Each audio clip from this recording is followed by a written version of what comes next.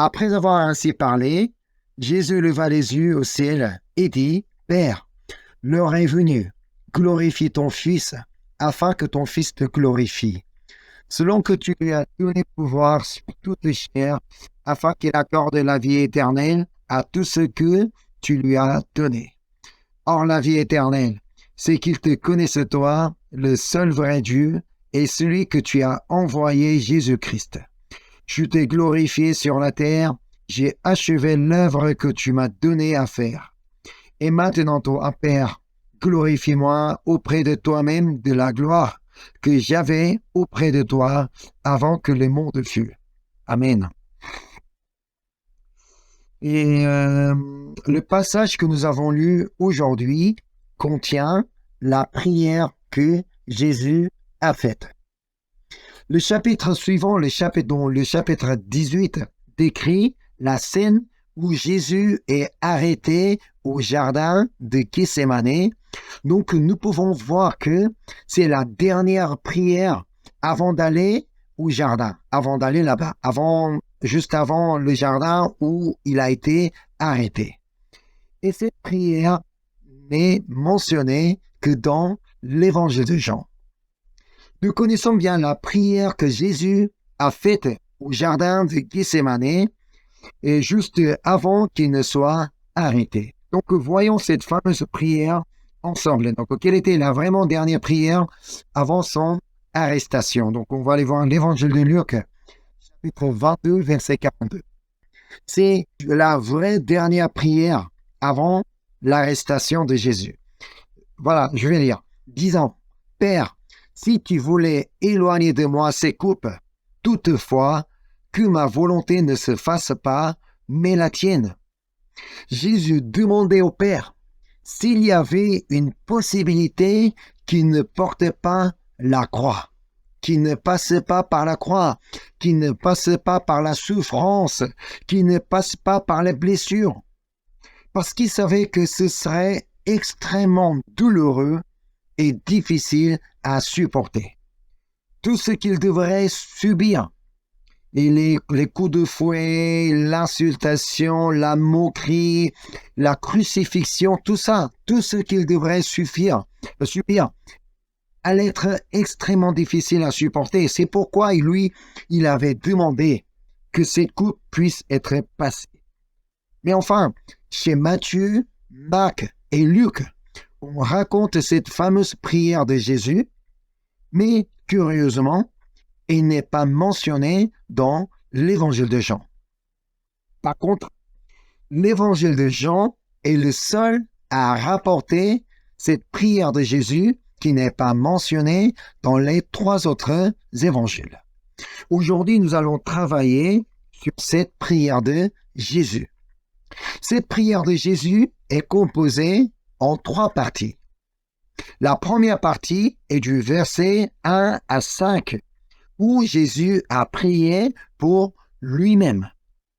Et la deuxième partie est du verset 6 à 19, où il a prié pour ses disciples.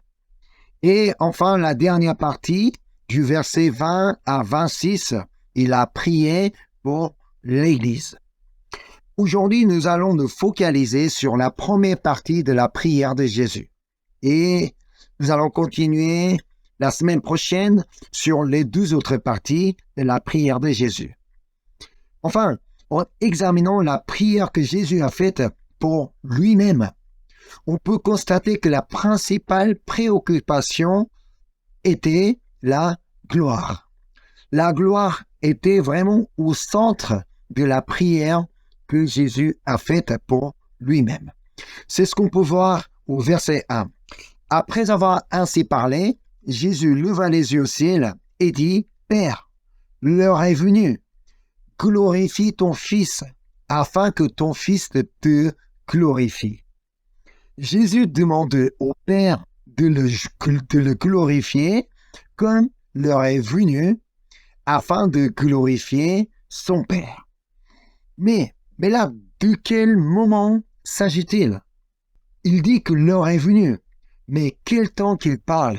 C'est ça, c'est un point important à savoir. Cela fait référence au moment où Jésus va mourir sur la croix.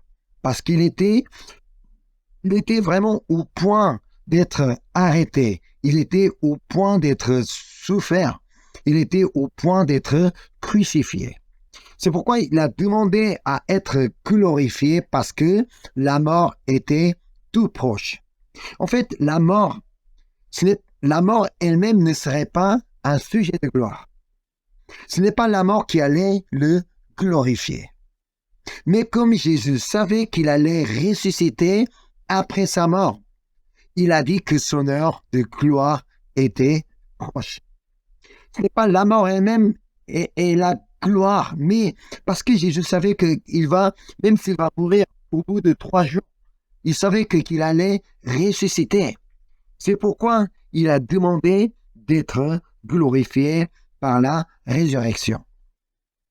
Ce que nous devons savoir ici, que ce soit la mort ou la résurrection de Jésus, ce n'était pas une décision que Dieu a prise au dernier moment. Ce n'est pas au moment où Jésus est arrêté, ce n'est pas à ce moment-là que Dieu s'est dit « Ah bah tiens, c'est là que je devrais peut-être faire mourir Jésus. Et quand même, je vais le faire ressusciter. » Non. D'après le verset 5 du texte aujourd'hui, on apprend que cela était déjà planifié avant la création, dès le commencement. Donc, on va lire le verset 5 du texte aujourd'hui. Jean chapitre 17, verset 5. « Et maintenant toi, Père, glorifie-moi auprès de toi-même de la gloire que j'avais auprès de toi avant que le monde fût. » Donc, nous avons ici une question à poser. Si Dieu avait prévu la mort et la résurrection de Jésus, cela signifie-t-il qu'il savait déjà que nous allions pécher? Cela signifie-t-il qu'il savait déjà qu'Adam et Ève allaient désobéir à Dieu? Tu voulais que l'homme commette le péché. C'est pourquoi Dieu avait planifié d'envoyer Jésus pour le péché du monde et pour le faire mourir, pour le faire ressusciter. Cependant, cette pensée n'est qu'une question que lorsque nous enfermons Dieu dans notre propre concept de temps. En fait, si nous ne devrions pas enfermer Dieu dans notre temps. Donc nous, on peut dire qu'il y a, nous vivons dans le temps. On peut dire qu'il y a 2000 ans, il y a 1000 ans, tout ça. Mais on ne peut pas enfermer Dieu dans le temps. C'est pourquoi, donc, on va aller voir 2 Pierre, chapitre 3, verset 8. Je vais lire. Mais il est une chose bien-aimée que vous ne devez pas ignorer. Ça veut dire, c'est vraiment important, c'est un point important. C'est que, devant le Seigneur, un jour est comme 1000 ans, et 1000 ans sont comme un jour. Pendant que Jésus était sur cette terre, il vivait dans la notion du temps humain. Lui, il restait dans le temps humain. Il vivait dans les limites. Mais Dieu, lui, n'a jamais été limité par cette notion de temps. Depuis la création du monde, alors que donc pour nous, on dit que ça fait 5000 ans, peut-être 6000 ans. Mais alors, depuis la création, depuis le commencement, est-ce que Dieu a vieilli? Parce que 6000 ans ou 5000 ans se sont écoulés, est-ce que Dieu a vieilli? Non, Dieu n'a jamais changé depuis le commencement et il a toujours été le même. L'expression « un jour est comme 1000 ans et 1000 ans sont comme un jour » pour le Seigneur signifie que notre Dieu existe au-delà de la notion de temps que nous connaissons actuellement. C'est parce que c'est lui, c'est Dieu lui-même qui a créé ces notions de temps. Donc, d'après le Genèse 1, nous pouvons lire l'histoire de la création du monde. C'est là que Dieu a créé, nous apprenons que Dieu a créé la terre C'est Dieu qui a créé le soleil, c'est Dieu qui a créé la lune et l'univers. Et c'est ainsi que nous avons maintenant une notion de temps. Nous pouvons dire 1 heure, un jour, 1 semaine, un mois. Tout ça, c'est parce que Dieu a créé le temps au moment de création. Alors, peut-on vraiment dire que celui qui a créé le temps puisse être enfermé et limité dans cette notion de temps? Non, c'est pas possible. Donc, Dieu n'est jamais limité par le temps. Dieu travaille au-delà de notre temps. C'est ça. Ainsi, il ne faut pas chercher à comprendre le plan de Dieu. De faire mourir et ressusciter Jésus-Christ sur cette terre, selon notre propre niveau de compréhension et de pensée. Nous ne devrions pas enfermer Dieu dans notre limite, dans notre pensée, dans notre notion de temps, parce que Dieu est au-delà. C'est pourquoi dans la Bible, on dit que Dieu est éternel. Le mot éternel provient du verbe hébreu haya qui signifie exister. Alors, Dieu éternel signifie Dieu qui existe. C'est pourquoi il s'est présenté à Moïse comme « Je suis qui je suis ». Dieu est le seul qui peut se présenter de telle manière. Dieu existe lui-même. Mais nous, on n'existe pas nous-mêmes. Peut-être déjà dans le premier plan, on existe parce que mes parents existent. Mes parents existent parce que les grands-parents existent. Donc comme ça, on monte dans le temps. Tout ce qu'on peut comprendre, on existe parce que Dieu existe. Mais Dieu est le seul qui peut exister seul. Cela signifie que Dieu existe de manière éternelle, du passé au présent et à l'avenir. Et c'est pour cela Hébreu présente Jésus ainsi. On va aller voir Hébreu chapitre 13, verset 8. Jésus-Christ est le même hier, aujourd'hui et éternellement. Amen. Comme Dieu reste le même hier, aujourd'hui, éternellement, Jésus-Christ est aussi le même hier, aujourd'hui et éternellement. C'est pourquoi Jésus a prié comme tel au verset 5 du texte aujourd'hui. On revient dans le texte aujourd'hui, dans l'évangile de Jean, chapitre 17, verset 5. Comment Jésus a prié. Et maintenant, toi, Père, glorifie-moi auprès de toi-même de la gloire que j'avais auprès de toi avant que le monde fût. Ici, une autre question, c'est que quelle aurait été la gloire que Jésus avait auprès du Père? Parce que Jésus parle de la gloire qu'il avait auprès de Dieu avant que le monde fût. Alors, qu'est-ce que c'était la gloire? C'est l'éternité. L'éternité de Dieu.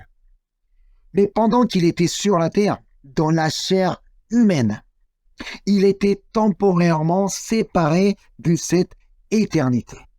Parce que, même s'il était 100% Dieu, il restait toujours Dieu, mais il était aussi 100% homme. En tant qu'homme, il était temporairement séparé de cette éternité. Bien que Jésus ait été enfermé dans le temps pendant environ 30 ans, après sa mort et sa résurrection, et juste après son ascension, il a parfaitement récupéré sa gloire. Qu'est-ce qu'il a récupéré? Il a parfaitement récupéré l'éternité. Et Jésus accorde maintenant la vie éternelle à tous ceux qui croient en lui. C'est parce qu'il est éternel qu'il peut donner la vie éternelle à tous ceux qui croient en lui. C'est pourquoi donc le verset 2 du texte aujourd'hui, selon que tu lui as donné pouvoir sur toute chair, afin qu'il accorde la vie éternelle à tous ceux que tu lui as donné. Ici, on parle du pouvoir du nom de Jésus-Christ. Le nom de Jésus a le pouvoir de donner la vie éternelle. Parce qu'il est lui-même éternel. Seul qui est éternel peut donner la vie éternelle. Si Dieu ne serait pas éternel, il ne pourrait jamais donner la vie éternelle. C'est parce que Jésus, le nom de Jésus, a le pouvoir de donner la vie éternelle. C'est pourquoi tous ceux qui croient en son nom peuvent avoir la vie éternelle. C'est ce qu'on peut lire dans Jean, chapitre 3, verset 16. Je vais lire. Car Dieu a tant aimé le monde qu'il a donné son Fils unique, afin que quiconque croit en lui ne périsse point, mais qu'il ait la vie éternelle. Le nom de Jésus a le pouvoir de donner la vie éternelle. Et après Jean chapitre 1 verset 12, on apprend que le nom de Jésus a le pouvoir de devenir enfant de Dieu. On va aller voir l'évangile de Jean chapitre 1 verset 12.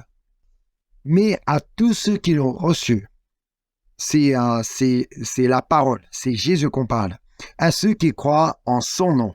Elle a donné le pouvoir de devenir enfants de Dieu, lesquels sont nés. Voilà. Le nom de Jésus-Christ a le pouvoir de faire devenir enfants de Dieu.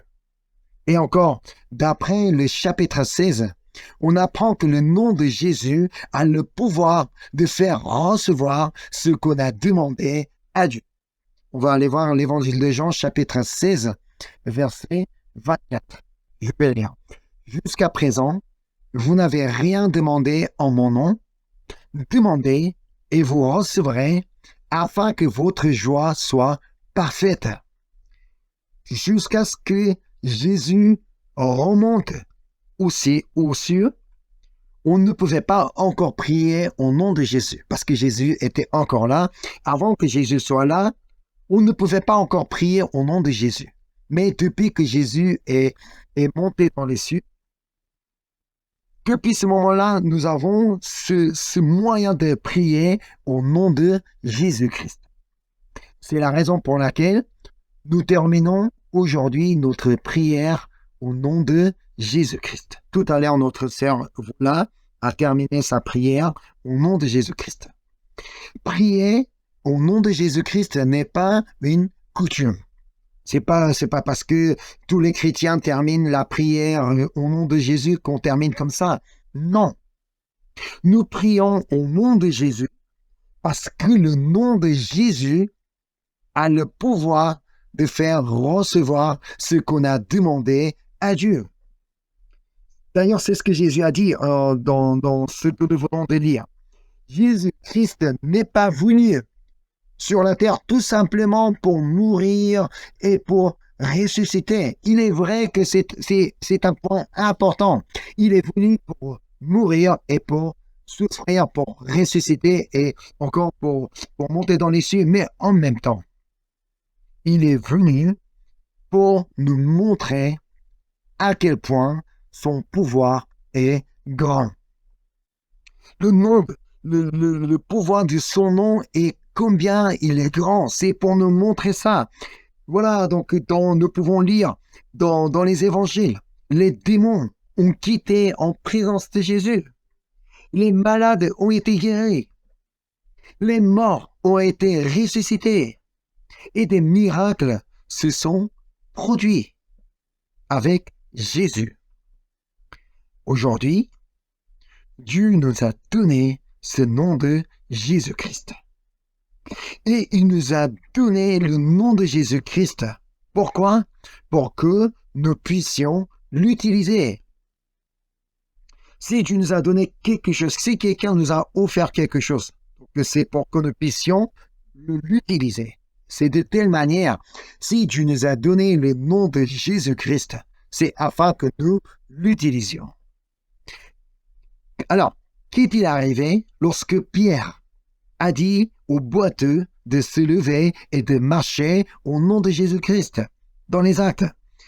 Il a dit, je n'ai ni argent ni or, mais ce que j'ai, je te le donne. Au nom de Jésus-Christ de Nazareth, lève-toi et marche. Ensuite, et d'un saut, il s'est mis debout et a marché, il a commencé à sauter. Voilà, le nom de Jésus-Christ est le même hier, aujourd'hui et éternellement.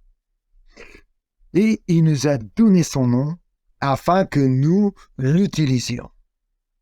Si Pierre a pu relever un boiteux au nom de Jésus-Christ, cela signifie que nous pouvons aussi relever quelqu'un au nom de Jésus-Christ.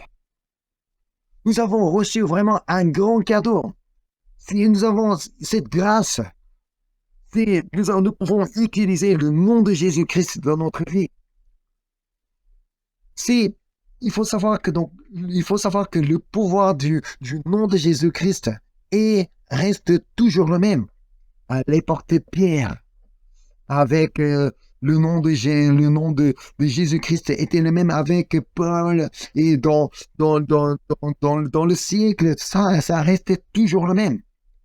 Alors, aujourd'hui, nous pouvons toujours utiliser le nom de Jésus-Christ. C'est pourquoi il nous est important de terminer notre prière au nom de Jésus-Christ. C'est vrai, parfois, je rencontre des gens qui ne terminent pas sa prière au nom de Jésus-Christ. C'était le cas quand je suis allé en Turquie. Certains, Afghanistanais ou Iraniens, tout ça. Parfois, des gens ne terminaient pas forcément au nom de Jésus-Christ.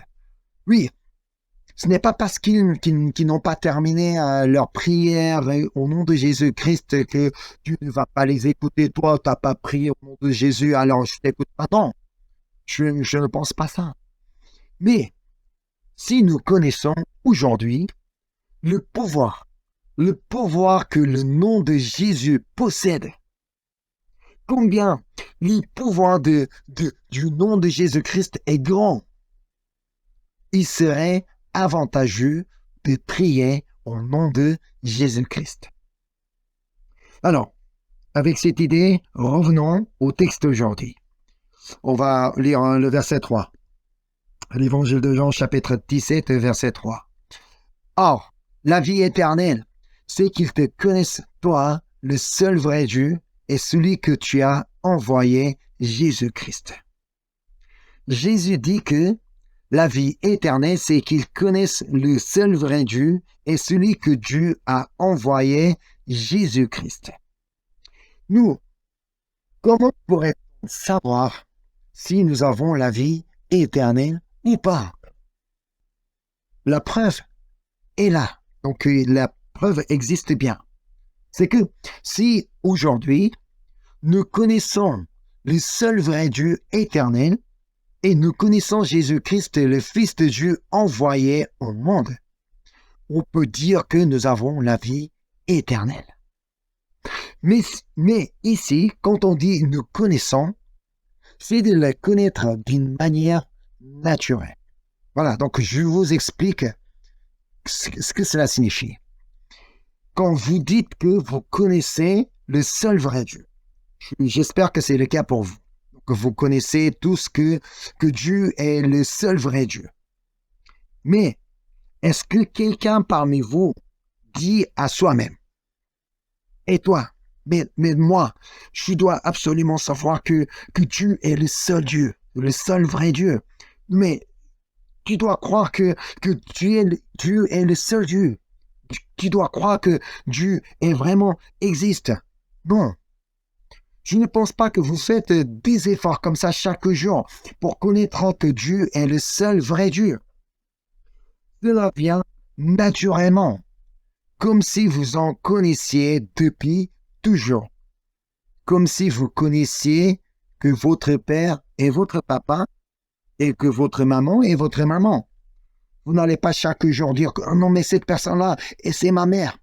Et cette personne-là, c'est mon papa. Oh oui, non, mais rappelle-toi que c'est mon papa. Non, personne ne dira comme ça. C'est ça.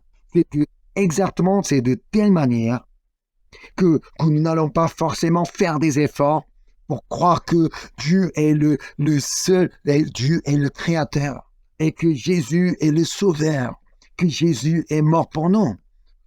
Nous, on ne va pas faire des efforts parce que nous connaissons déjà.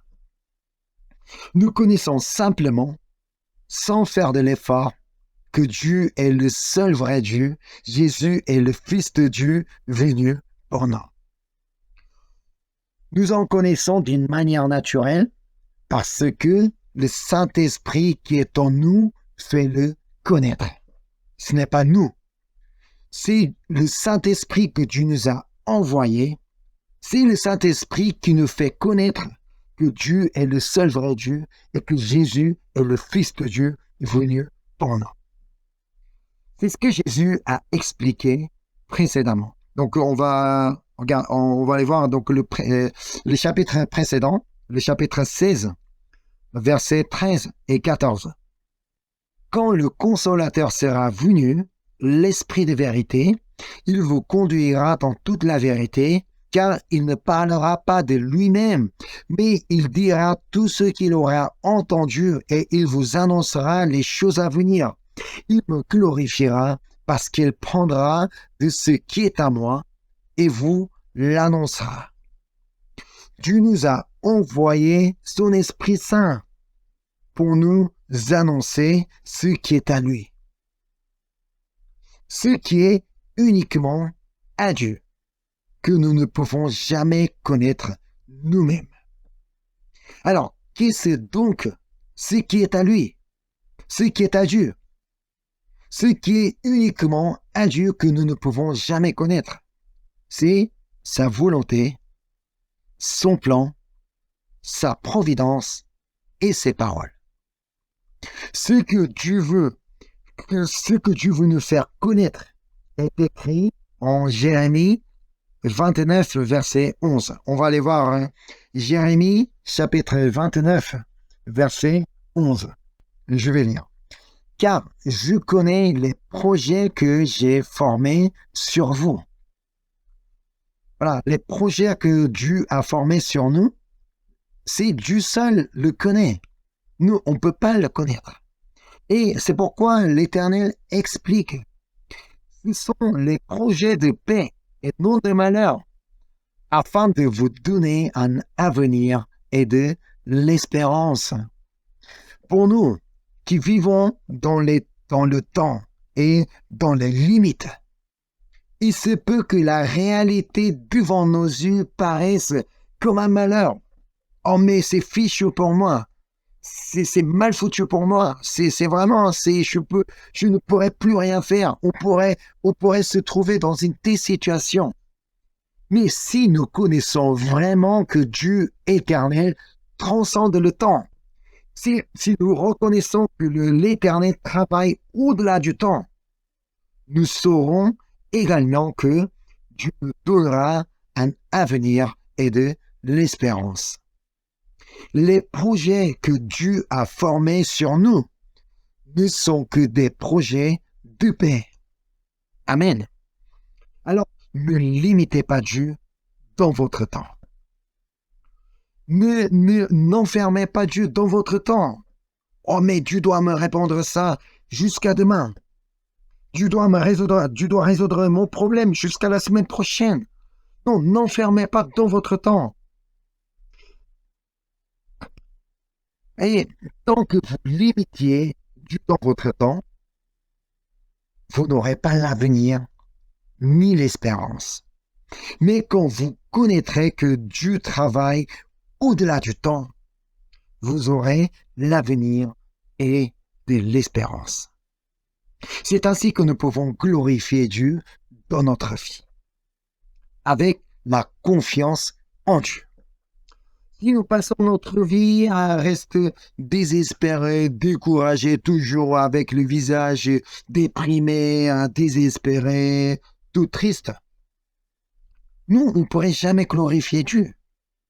Mais si nous connaissons que Dieu est éternel et qu'il travaille au-delà de notre pensée, au-delà de notre temps, et que parce que nous lui faisons confiance que nous vivons avec un visage ferme et puis avec un visage rempli de joie et de paix. C'est ainsi que nous allons pouvoir glorifier Dieu. C'est ça. Revenons à la prière de Jésus. Donc, on revient au texte d'aujourd'hui, Jean chapitre 17, verset 4. Jean chapitre 17, verset 4. Je t'ai glorifié sur la terre. J'ai achevé l'œuvre que tu m'as donnée à faire. D'après cette prière de Jésus, nous apprenons comment nous pouvons glorifier Dieu. Ce n'est pas quand nous avons un grand succès dans notre vie que nous allons pouvoir glorifier Dieu. Ce n'est pas quand nous devenons riches, oh merci Seigneur, parce que c'est Dieu qui m'a fait devenir riche et qu'on va pouvoir glorifier Dieu. Ce n'est pas quand nous devenons célèbres comme des stars qu'on va pouvoir glorifier Dieu. Nous pouvons glorifier Dieu lorsque nous achevons l'œuvre que Dieu nous a donnée à faire. C'est ce que Jésus nous apprend. Qu'est-ce que Dieu nous a donné à faire? Tout est écrit dans la Bible. On n'a pas à aller chercher ailleurs. On n'a pas à demander à Dieu, mais qu'est-ce que tu m'as donné à faire? Non, tout est écrit dans la Bible. C'est pourquoi nous devons constamment lire la parole de Dieu. C'est ce que Jésus a voulu nous apprendre avec sa prière. Quand Jésus a prié Dieu pour qu'il le glorifie, ce n'était pas pour qu'il soit élevé au monde, pour qu'il devienne célèbre, pour qu'il soit riche ou qu'il ait la gloire dans le monde. Vous connaissez déjà très bien que ce n'était pas le cas. Dans la vie de Jésus, il ne connaissait pas tout ça. Sa gloire était de retrouver l'éternité. Et même, notre gloire, c'est la vie éternelle. Ne cherchez pas la gloire sur la terre. À quoi ça sert si tout ce qu'on a sur la terre, tant qu'on n'a pas la vie éternelle? Notre gloire est dans les cieux. Alors nous, sur la terre, on n'a pas à chercher la gloire. Parce que s'il nous en faut vraiment besoin, c'est Dieu qui nous en donnera. Peut-être dans nos prières, nous adressons à Dieu nos besoins, nos problèmes, nos soucis pour qu'il vienne à notre secours. Oui, on peut tout à fait les demander au nom de Jésus-Christ. Parce que le nom de Jésus-Christ est tellement puissant et grand que tout est possible au nom de Jésus-Christ. Oui, on peut tout demander. Mais la question c'est que, mais est-ce que je prie aussi pour la vie éternelle? Dans ma prière, je m'intéresse à ma gloire, ma réussite, mes problèmes, tout ça. On s'intéresse à tout ça. Mais est-ce que je prie pour la vie éternelle? Et autrement, est-ce que je prie afin que ma vie puisse glorifier Dieu? Est-ce que vous avez déjà prié? Est-ce que dans votre prière, est-ce que vous cherchez vraiment glorifier Dieu par votre vie? Nous, on veut plutôt que Dieu nous glorifie et on ne cherche pas forcément à glorifier Dieu. On veut que Dieu vienne agir dans notre vie, qu'on veut que Dieu nous donne quelque chose de bien pour nous élever. Alors aujourd'hui, nous apprenons d'après la prière de Jésus ce que nous devrions demander dans nos prières. Prions pour la vie éternelle. Et prions aussi afin que nous puissions glorifier Dieu. Pour glorifier Dieu, nous devrions achever l'œuvre que nous avons reçue de Dieu. Je ne sais pas ce que vous voyez comme l'œuvre que vous avez reçue de Dieu. Peut-être vous avez des idées dans votre tête. Mais quant à Paul, il était bien clair. On va aller voir les Actes chapitre 20, verset 24.